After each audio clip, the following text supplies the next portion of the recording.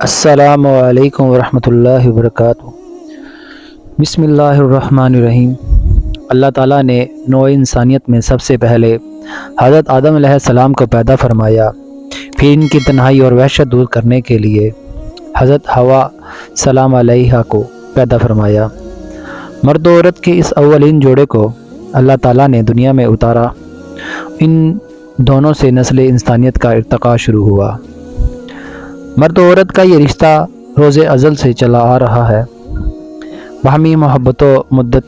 ہمدردی و خیر خواہی اور سفر حیات کے نشیب و فراز میں ایک دوسرے کے ساتھ تعاون کے لیے یہ بے حد ضروری بھی تھا۔ حضرت آدم علیہ السلام سے نسل انسانیت کے ساتھ ساتھ نبوت کا سلسلہ بھی جاری ہوا، جس کے آخری تاجدار ختم النبیین حضرت صلی اللہ علیہ وآلہ وسلم ٹھہرے، اور حضرت آدم و حوا سلام علیہ اسی ازواج کا بھی جو تعلق قائم ہوا، اس کی سنہری کڑی حضور اکرم صلی اللہ علیہ وآلہ وسلم اور ام المؤمنین سیدہ طیبہ طاہرہ حضرت خدیجۃ الکبریٰ رضی اللہ عنہما جیسا خوبصورت اور لسانی جوڑا ہے۔ مثل مشہور ہے کہ ہر کامیاب مرد کے پیچھے ایک عورت کا ہاتھ ہوتا ہے۔ قطع نظر اس کی درستگی کے البتہ یہ ضروری ہے کہ عورت ماں، بہن، بیٹی اور بیوی کے روپ میں مرد کا جو سہارا بنتی ہے، اس کے گھر کے بوجھ کو اپنے کندھوں پر اٹھا لیتی ہے،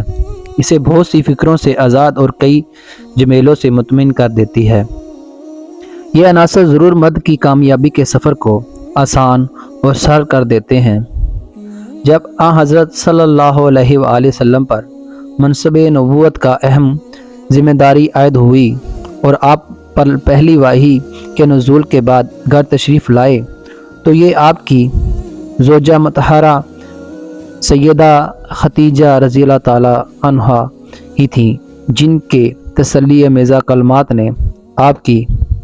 دھارس بندھائی اور ان کے حوصلہ افزائی کلمات نے آپ کو امید دلائی تھی۔ پھر اپنے چچا زاد بھائی حضرت ورقہ بن نوفل کے پاس جا کر ان سے بھی آپ صلی اللہ علیہ وسلم کی قلبی اطمینان میں اضافہ کرایا۔ چنانچہ صحیح بخاری کی روایت ہے کہ جب غار حرا میں حضرت جبریل علیہ السلام کے ظاہر ہونے پر حضور اقدس صلی اللہ علیہ وآلہ وسلم گھبرا کر گھر تشریف لائے تھے، تو اس گھبراہٹ کے وقت بھی حضرت خدیجہ رضی اللہ تعالی عنہا نے حضور اکرم صلی اللہ علیہ وآلہ وسلم کو خوب تسلی دیتے ہوئے کہا، آپ پریشان نہ ہوں، اللہ کی قسم ہرگز ایسا نہیں ہو سکتا کہ اللہ آپ کو بے سہارا کر دیں۔ آپ تو رشتہ داروں کے ساتھ حسن و سلوک سے پیش آتے ہیں، آپ سچ بولتے ہیں، عاجز محتاج کی مدد کرتے ہیں، غریبوں کا خرچ برداشت کرتے ہیں، مہمان نوازی کرتے ہیں اور حق والے مصیبت زدوں کے کام آتے ہیں۔ پھر حضرت خدیجہ رضی اللہ تعالیٰ عنہ کی خواہش پر حضرت ورقہ بن نوفل، جو کہ آسمانی مذاہب کے بڑے عالم اور توحید پرست تھے، نے سہارا ماجرا سنا تو کہا، اے بھتیجے خوش ہو جاؤ، یہ وہی فرشتہ ہے جسے اللہ تعالیٰ نے حضرت موسیٰ علیہ السلام پر نازل کیا تھا۔ کاش میں اس وقت تک زندہ رہ سکوں جب آپ کی قوم آپ کو مکہ مکرمہ سے نکالے گی۔ آپ صلی اللہ علیہ وسلم نے تعجب سے دریافت کیا، کیا ایسا ہوگا؟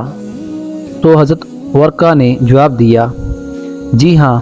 جب کبھی آپ جیسا دین لے کر کوئی نبی آیا تو ضرور اس سے دشمنی کی گئی۔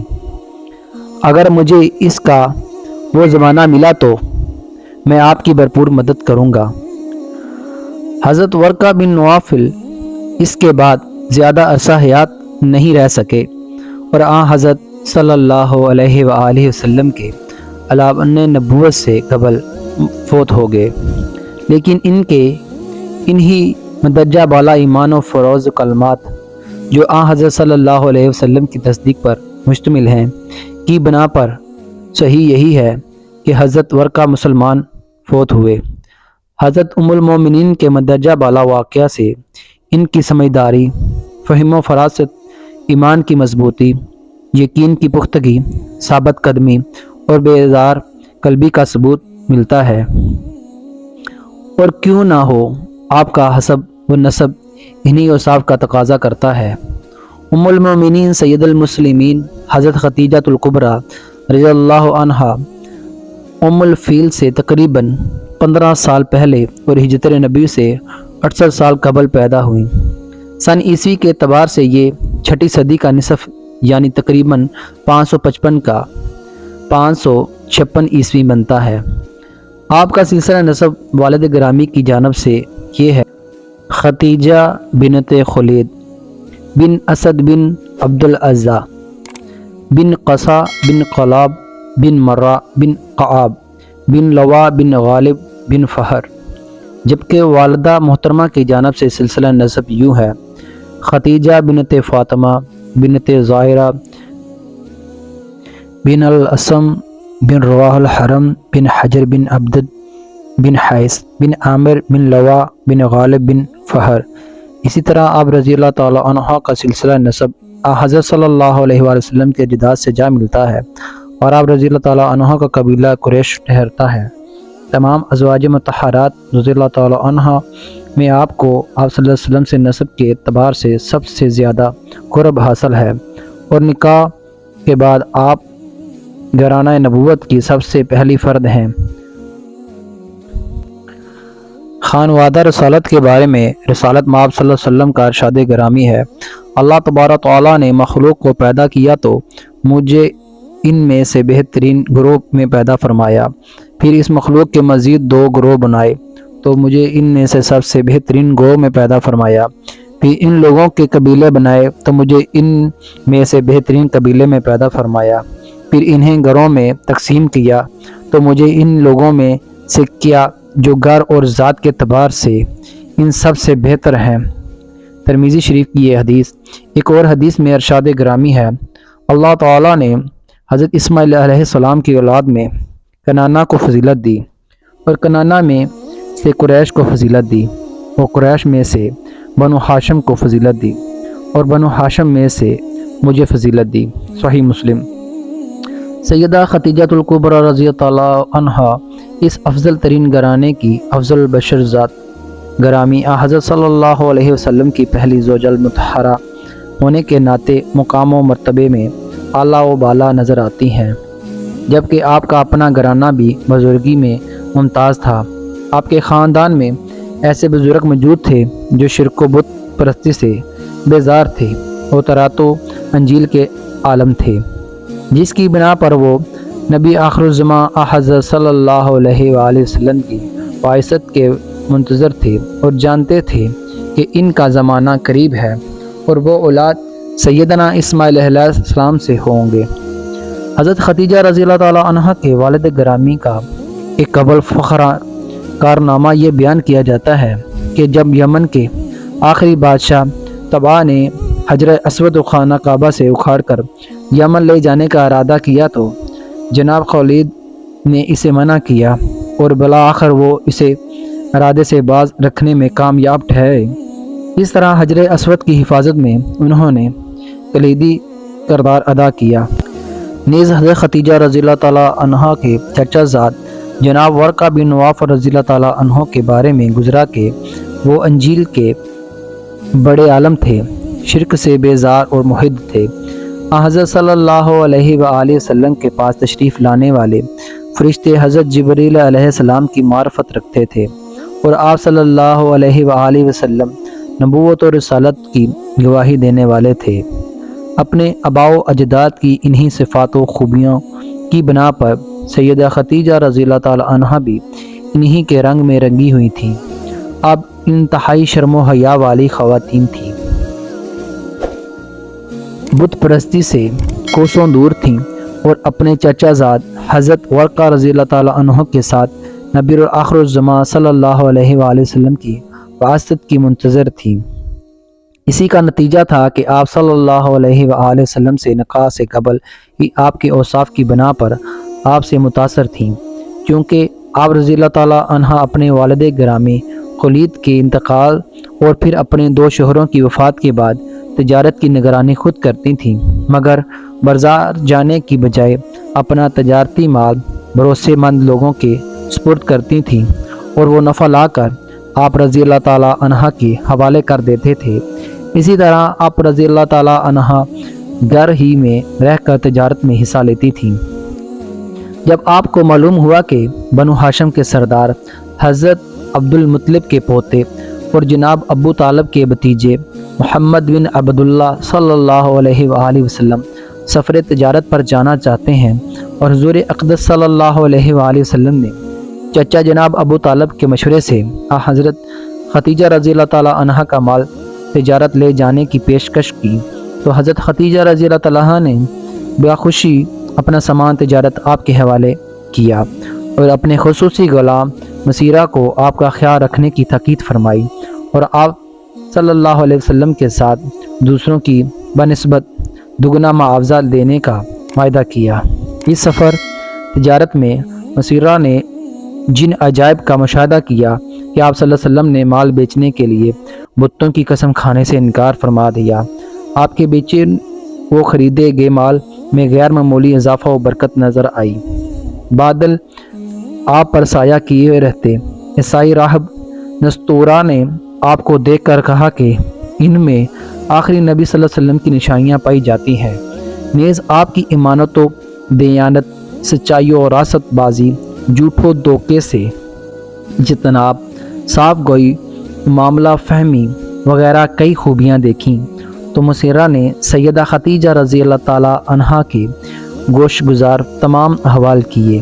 یہ سن کر حضرت ختیجہ رضی اللہ تعالیٰ عنہا حضرت صلی اللہ علیہ وآلہ وسلم کی مزید گریدہ ہو گئیں۔ زمانہ جاہلیت میں آپ رضی اللہ تعالیٰ عنہ کے کردار کی بلندی اس قدر تھی کہ آپ رضی اللہ تعالیٰ عنہ طہرہ کے خوش قلب سے پکاری جاتی تھیں۔ یہی وجہ ہے کہ حضرت ختیجہ کبریٰ رضی اللہ تعالیٰ عنہ کو 2 مرتبہ بیوہ ہونے کے بعد بھی عرب کے رؤساء و سرداروں کی جانب سے نکاح کے پیام وصول ہوتے رہتے، مگر آپ رضی اللہ تعالیٰ عنہ نے قبول نہیں فرمائے۔ پھر آپ رضی اللہ تعالیٰ عنہ کی قریبی سہیلی حضرت نفیسہ بنت منیہ نے آپ صلی اللہ علیہ وسلم کے ساتھ آپ رضی اللہ تعالیٰ عنہ کے نکاح کی تحریک کی۔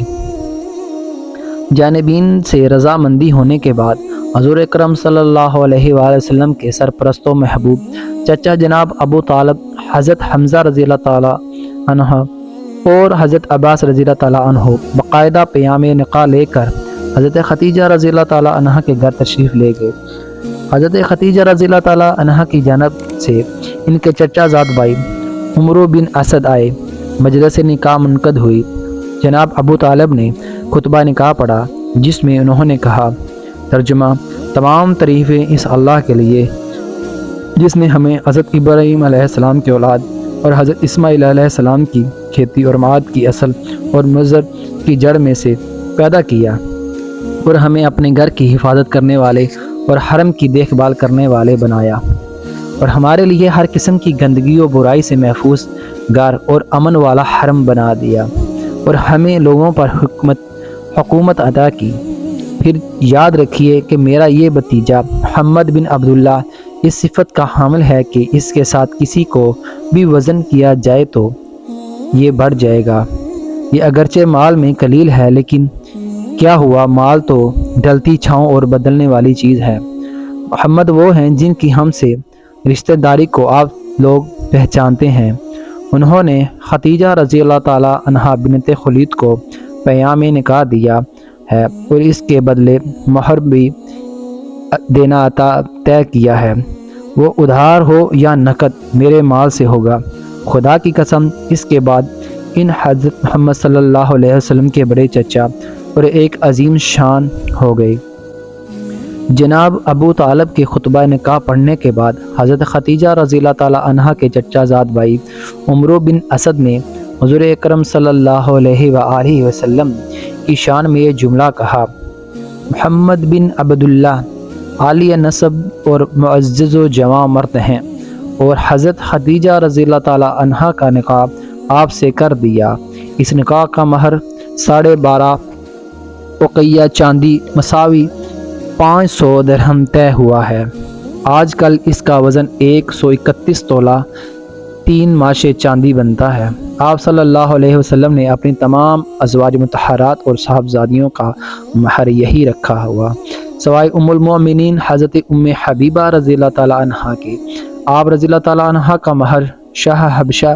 جاشی نے اپنے پاس سے کئی گنا زیادہ ادا کیا تھا، اور آج کل عرف العام میں مہر فاطمی اس کو کہا جاتا ہے۔ نکاح کے وقت آپ صلی اللہ علیہ وآلہ وسلم عمر مبارک 25 برس تھی، جبکہ حضرت خدیجہ رضی اللہ تعالیٰ عنہا کی زندگی کی 40 بہاریں دیکھ چکی تھیں۔ نکاح کے بعد آپ صلی اللہ علیہ وسلم نے ولیمے کا اہتمام فرمایا اور اونٹ ذبح کر کے لوگوں کو دعوتیں کھلائی۔ حضرت خدیجہ رضی اللہ تعالیٰ عنہا نے آپ صلی اللہ علیہ وسلم کے نکاح میں آ جانے کے بعد اپنا تمام تر مال و دولت آپ پر نچھاور کر دیا اور خود کو آپ کی خدمت کے لیے وقف کر دیا۔ آپ نبوت ملنے سے قبل خلوت نشینی کو پسند فرمانے لگے تھے، چنانچہ آپ کئی روز غار حرا میں مقیم رہتے تھے۔ تو حضرت خدیجہ رضی اللہ تعالیٰ عنہ آپ صلی اللہ علیہ وسلم کے کھانے پینے کے انتظامات میں مشغول رہتی تھی۔ آپ صلی اللہ علیہ وآلہ وسلم کے غار حرا تشریف لے جاتے وقت توشہ سفر باندھ کر ساتھ دیتی اور بسا وقت ضرورت پڑنے پر گھر سے کھانا تیار کر کے غار تک پہنچانے تشریف لے جاتی تھی۔ آپ صلی اللہ علیہ وآلہ وسلم کو نبوت ملنے کے بعد حضرت خدیجہ رضی اللہ تعالیٰ عنہا نے ہر مشکل گھڑی میں آپ صلی اللہ علیہ وآلہ وسلم کا ساتھ نبھایا اور آپ صلی اللہ علیہ وآلہ وسلم کو کبھی تنہا و اکیلا نہیں چھوڑا۔ کفار مکہ نے جب آپ صلی اللہ علیہ وسلم کا مقاطع کیا اور آپ صلی اللہ علیہ وسلم اپنے گھر والوں اور ایمان والوں کے ساتھ شعیب ابی طالب میں 3 سال محصور رہے، تب حضرت خدیجہ رضی اللہ تعالیٰ عنہ کی عمر 60 برس سے زائد ہو چکی تھی، مگر آپ صلی اللہ علیہ وسلم کے ساتھ ثابت قدم رہی اور اس سخت کڑے امتحان میں کھڑی اتری۔ آپ صلی اللہ علیہ وسلم کے بارے میں آتا ہے کہ حضور اکرم صلی اللہ علیہ وسلم اپنی پریشانیاں حضرت خدیجہ رضی اللہ تعالیٰ عنہ کے سامنے ذکر کرتے اور وہ اسلام کے سلسلے میں آپ کی سچی اور مخلص مشیرکار تھیں۔ حضرت صلی اللہ علیہ وآلہ وسلم کو نبوت ملنے کے بعد آپ کی سب سے پہلی تصدیق حضرت خدیجہ رضی اللہ تعالیٰ عنہ نے کی اور بلا اتفاق آپ رضی اللہ تعالیٰ عنہ اعلیٰ اطلاق مردوں اور عورتوں میں سب سے پہلی مسلمان ٹھہری۔ پھر جب آپ صلی اللہ علیہ وسلم گھر میں نماز ادا فرماتے تو حضرت خدیجہ رضی اللہ تعالیٰ عنہ آپ کے ساتھ سب سے پہلے نماز میں شریک ہوئیں۔ اس وقت نماز 5 گانا فرض نہیں تھی، البتہ دن میں 2 نمازیں آپ صلی اللہ علیہ وسلم ادا فرماتے تھے۔ آپ صلی اللہ علیہ وسلم کی تمام ازواج مطہرات رضی اللہ تعالیٰ عنہما میں سے صرف حضرت خدیجہ رضی اللہ تعالیٰ عنہ سے اولاد ہوئی، جس میں 2 بیٹے حضرت قاسم اور حضرت عبداللہ رضی اللہ تعالیٰ عنہ ہیں جو بچپن میں فوت ہو گئے، اور 4 صاحبزادیاں حضرت زینب رضی اللہ تعالیٰ عنہ، حضرت رقیہ رضی اللہ تعالیٰ عنہ، حضرت ام کلثوم رضی اللہ تعالیٰ عنہ اور حضرت فاطمہ رضی اللہ تعالیٰ عنہ ہیں، جن میں سے سیدہ فاطمہ رضی اللہ تعالیٰ عنہ سے حضور اکرم صلی اللہ علیہ وسلم کی نسل آگے چلی۔ آپ صلی اللہ علیہ وآلہ وسلم کو اپنی تمام ازواج مطہرات رضی اللہ تعالیٰ عنہ میں سے سب سے زیادہ محبت حضرت خدیجہ رضی اللہ تعالیٰ عنہ سے رہی۔ آپ صلی اللہ علیہ وآلہ وسلم نے ان کے ہوتے ہوئے دوسرا نکاح نہیں کیا، اور آپ صلی اللہ علیہ وآلہ وسلم حضرت خدیجہ رضی اللہ تعالیٰ عنہ کے وصال کے بعد بھی انہیں یاد فرماتے رہے۔ جب بھی گھر میں گوشت تقسیم کرتے تو حضرت خدیجہ رضی اللہ تعالیٰ عنہ کی سہیلیوں کو بھی ضرور بھجواتے تھے۔ ام المومنین حضرت عائشہ رضی اللہ تعالیٰ عنہ فرماتی ہیں کہ مجھے ام المومنین سیدہ خدیجہ رضی اللہ تعالیٰ عنہ سے زیادہ کبھی کسی عورت پر رشک نہیں آیا، کیونکہ آپ صلی اللہ علیہ وآلہ وسلم ان کا کثرت سے ذکر فرماتے تھے۔ ایک بار آپ صلی اللہ علیہ وسلم نے ان کی شان میں ارشاد فرمایا، وہ میرے اوپر اس وقت ایمان لائیں جب لوگوں نے میرا انکار کیا، انہوں نے میری اس وقت تصدیق کی جب لوگوں نے مجھے جھٹلایا، اور انہوں نے اپنے مال سے میرے ساتھ اس وقت ہمدردی کی جب لوگوں نے مجھے محروم کر رکھا۔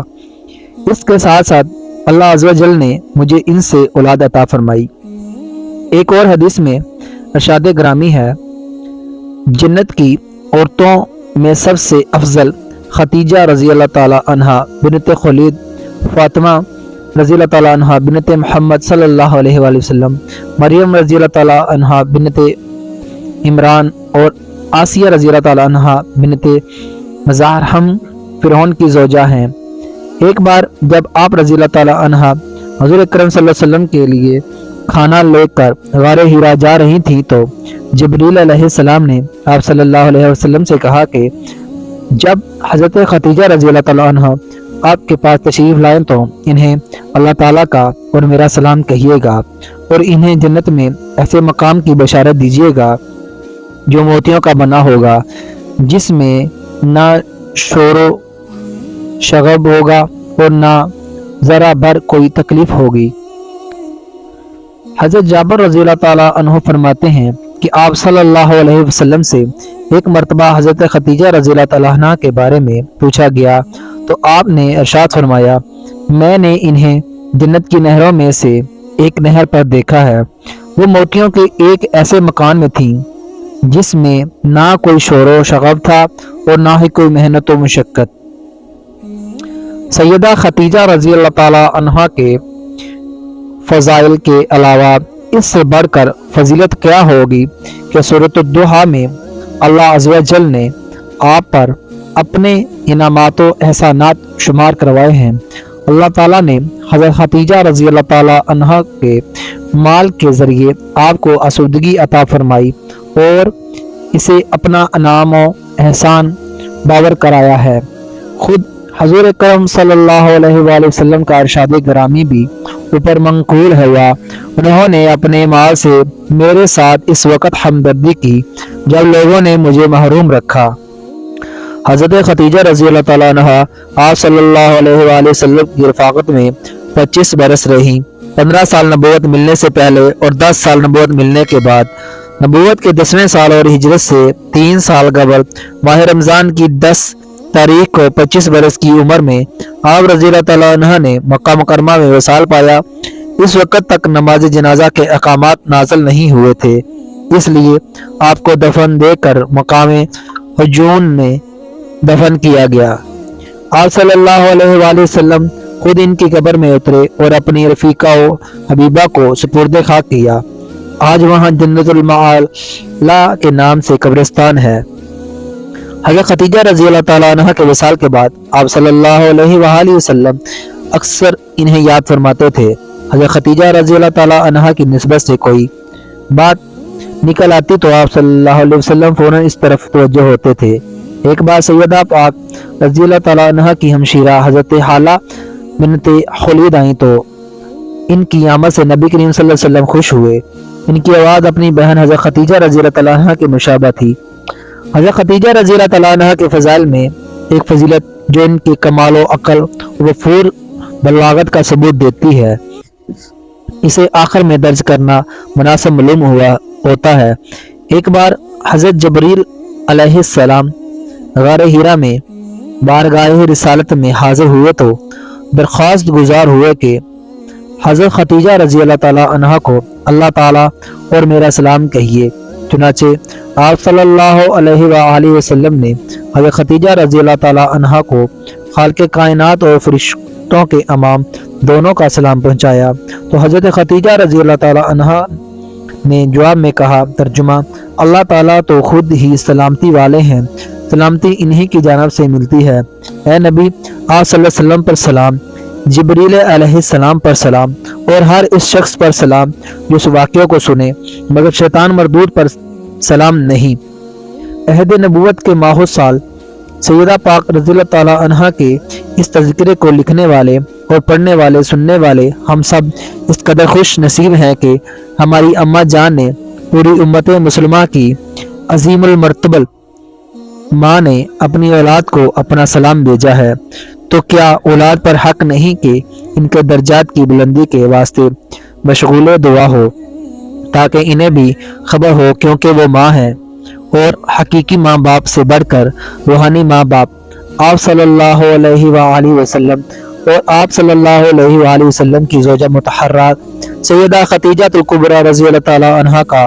ہم پر حق ہے، کیونکہ حقیقی ماں باپ تو ہمارے دنیا میں آنے کا ظاہری سبب بنے ہیں، جبکہ روحانی والدین کی بدولت ہمیں दौलत ईमान नसीब होती है और हुई है, और औलाद माँ को याद करे तो माँ औलाद से कितनी खुश होती है। नाजरीन, ऐसी ही दिलचस्प वीडियो देखने के लिए हमारे चैनल को ज़रूर सब्सक्राइब करें। फिर मिलते हैं अगली वीडियो में। अस्सलामु अलैकुम रहमतुल्लाहि व बरकातुहू।